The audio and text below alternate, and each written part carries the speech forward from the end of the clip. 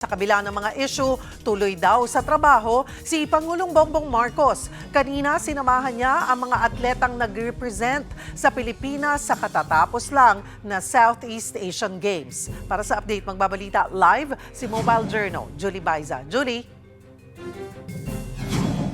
Cheryl, dinaluhan ni na Pangulong Bongbong Marcos at First Lady Liza Araneta Marcos ang parangal at pasasalamat sa mga atleta sa Intramuros, Manila. Present dito ang mga atletang lumaban sa 33rd Southeast Asian Games at mga gold medalist na sina Yumir Marshall, Agatha Wong, Trina Goytingco at Paulo Macasaet. Pangako ng Pangulo sa kanila, itataas pa ang kalidad ng sport sa bansa at suporta sa mga atleta. Inanunsyo rin ng Pangulo na magkakaloob ang Office of the President ng karagdagang cash incentive sa mga nanalong atleta.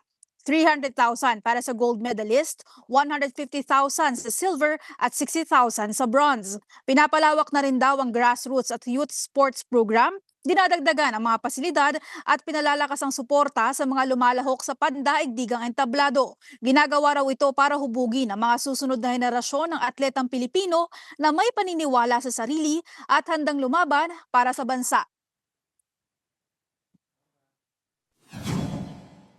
Cheryl, binigyang halaga din ni Pangulong Bongbong Marcos ang disiplina hindi lang para sa pagkapanalo, kundi sa paghubog ng pagkatao ng mga atletang Pinoy. Cheryl.